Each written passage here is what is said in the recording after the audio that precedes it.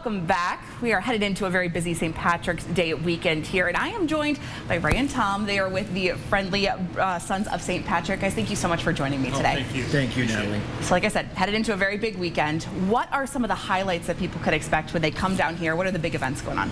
Okay, well, this is a big weekend for us and for Spokane.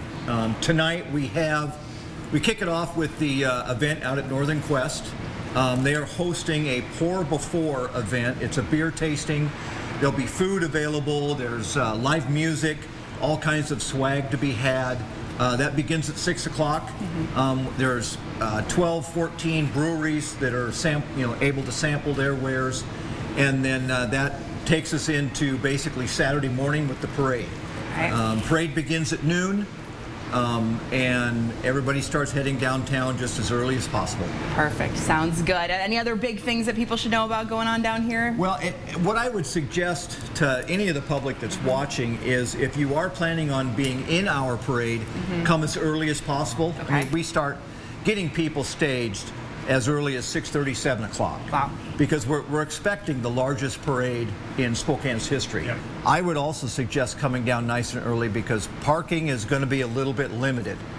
Just find a place. Please be patient with one another.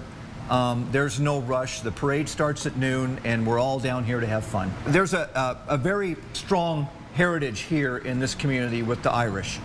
The parade didn't actually get started till 1978, and it was started with a very small group of individuals that just decided that it was time. It was time to share the Irish heritage with the community. And the very first parade, like I say, was in 1978. It had only 14 entries. It was fairly small. But since then, the Irish community and our parade have grown together. We do a lot in the community, the Irish do, and you're going to start to see a lot more as the year progresses. It's not just going to be St. Patrick's Day weekend.